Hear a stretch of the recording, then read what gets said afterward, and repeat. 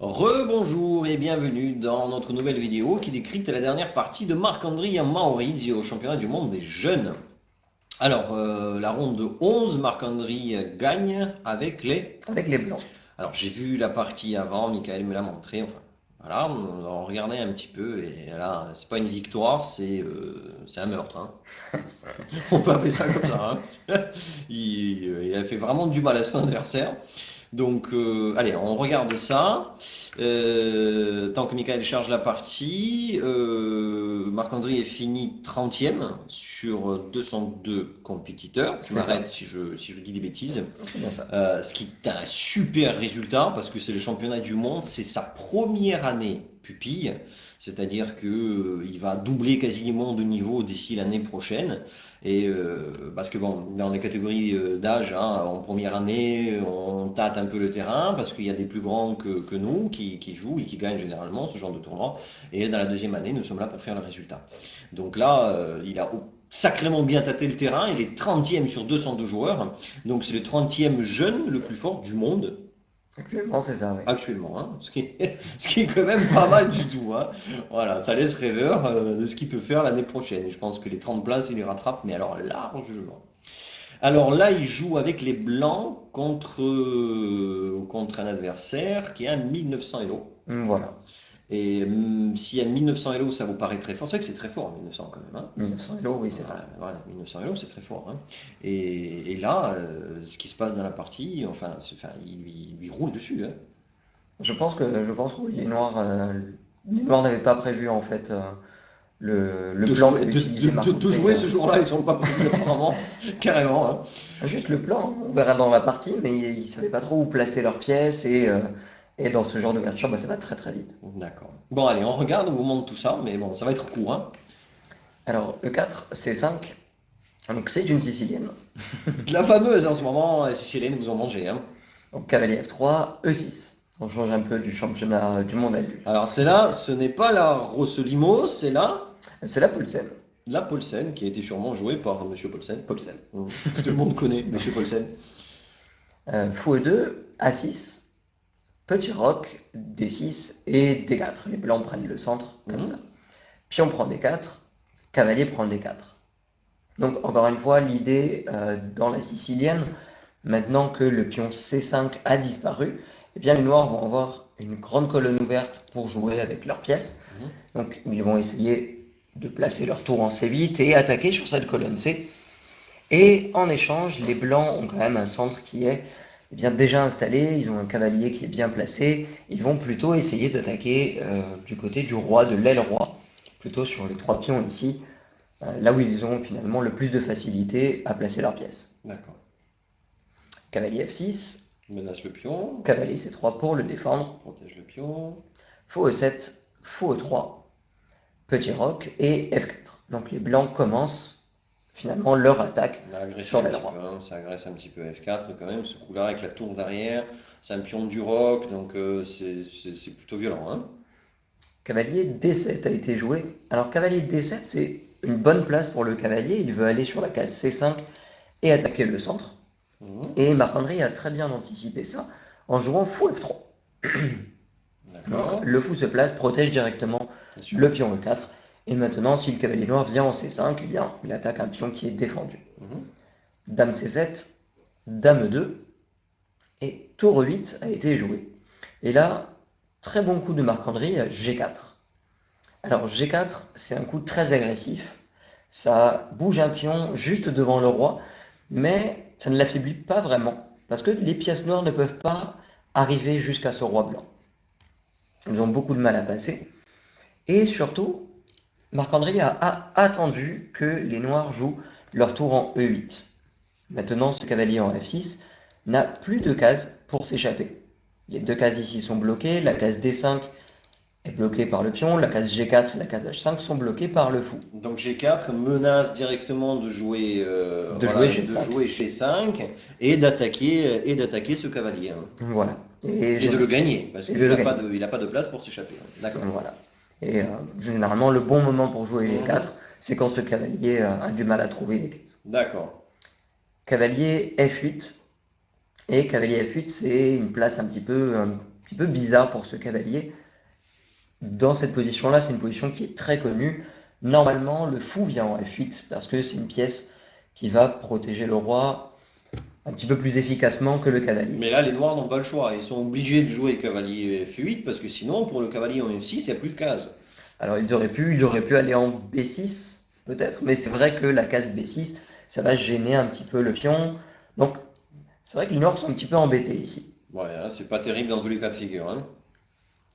Donc cavalier F8 a été joué, chez 5, et maintenant le cavalier à la case D7. Fou G2, donc ça c'est un coup très classique pour les blancs. Le fou recule pour laisser passer la dame et pourquoi pas la tour aussi, Bien sûr, hein. pour ensuite attaquer le Point roi d'attaque d'or. finale sur le roc, hein. Tour B8. Alors tour B8, l'idée des noirs est d'avancer le pion en B5 sans que le fou B2, le fou G2 pardon, puisse attraper la tour. D'accord, tout simplement. Donc, ils enlèvent du danger, quoi, hein, de la grande diagonale. Et ils essaient de jouer B5 après.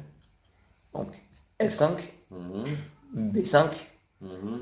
Dame H5, Oula, ça se rapproche, hein? ça se rapproche, c'est ça, toutes les pièces blanches On commencent. sent, hein, on sent que les pièces blanches regardent quand même, hein, du côté du roi. Et en même temps, il est seul, ce roi, hein. Il est défendu que par le cavalier en F8. C'est ça, il n'y a que le cavalier. Il n'y a personne pour le défendre, hein. Et ici, je pense que la bonne idée des noirs, ce serait de ramener au moins une autre pièce, au moins le cavalier, ici en E5, pour essayer de défendre ce roi. Ramener quelques pièces, peut-être que plus tard la dame pourra aider aussi sur la septième rangée, mais malheureusement les noirs ici n'ont pas joué le coup cavalier E5, Mhm. ils ont joué le pion en E5, et ça offre une très belle case ici au centre à Ah oui, bien Marc-André, sûr, pour le cavalier, ouais.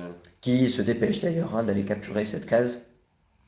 Donc, vous voyez, le cavalier, enfin, le cavalier en D4 est menacé par le pion, mais bah, la meilleure défense, c'est l'attaque, hein. Ça veut dire ce que ça veut dire. Regardez bien, il pose le cavalier en D5, ça attaque la dame, et ça attaque le fou, qui est en En E7. E7. Et voilà, hein, ça laisse pas trop le choix au noir. Ils peuvent absolument pas capturer le cavalier en D4 sous peine de perdre la dame. Et là, ils cherchent une solution pour la dame, surtout, hein. Alors, Dame B7 a été jouée. Encore plus loin du roi.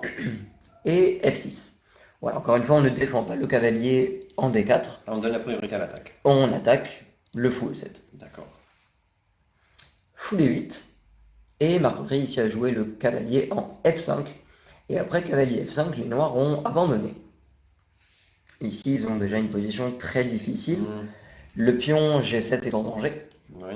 Et si on essaye de le protéger, par exemple en jouant G6, eh bien Marc-André aurait sûrement joué la dame en H6. Menace de jouer dame G7, échec et mat. Et c'est la fin.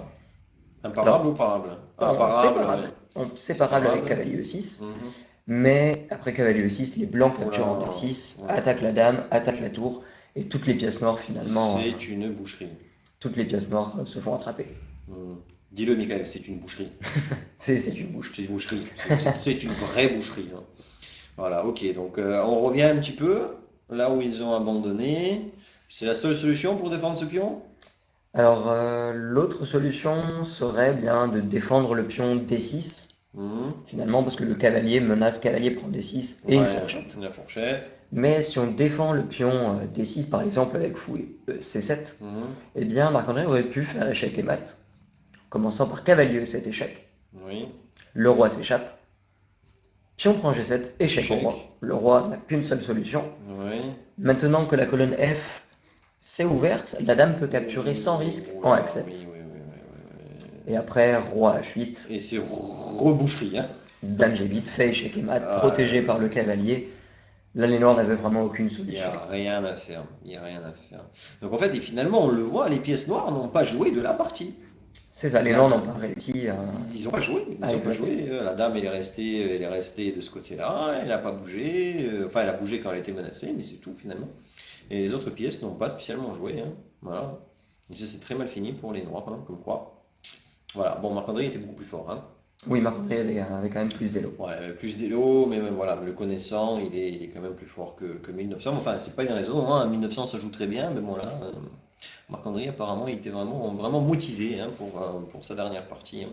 Ouais, il gagne les deux dernières, donc il était motivé pour les deux dernières, mais notamment pour celle-là, hein, quand on a décomposé un petit peu, voilà. Bon, allez, c'est fini pour cette partie. Donc Marc-André en revient. Est-ce qu'il y a un tournoi notable que nous allons commenter bientôt pour nos jeunes espoirs ou pas? Enfin, nous allons sûrement commenter un tournoi notable, mais lequel? Alors là, de mémoire, comme ça, le prochain tournoi où les jeunes vont participer, ce serait l'Open de Noël. L'Open de Noël, du Corsica Chess Club. Ça peut être sympa aussi, hein, ça peut être Ça peut être intéressant. intéressant. On va trouver quelques thèmes tactiques à vous montrer. Et pourquoi pas vous donner peut-être l'envie de venir y jouer aussi. Parce que le jeu d'échecs, c'est bien quand on le pratique. Et voilà. Et puis n'importe quel niveau. Et sachez qu'au club d'échecs à Bastia, au Corsica Chess Club, et même partout ailleurs sur l'île, nos clubs seront ravis de vous accueillir. Il ne faut pas hésiter parce que vous pensez que vous jouez finalement pas bien. En fait, aux échecs, il y a pas de petit niveau. Chacun joue à son niveau et trouvera forcément l'adversaire à son niveau et fera des parties intéressantes. Et le jeu d'échecs est intéressant quand il se pratique. Même nous, avec Michael, on joue des parties des fois. Enfin, lui, il joue des parties. Moi, je bouge les pièces. Voilà. Bon, on vous embrasse et j'espère que cette petite série sur Marc-André et Maurice et au championnat du monde des jeunes vous a plu. Et on se retrouve bientôt pour les autres vidéos. À la prochaine.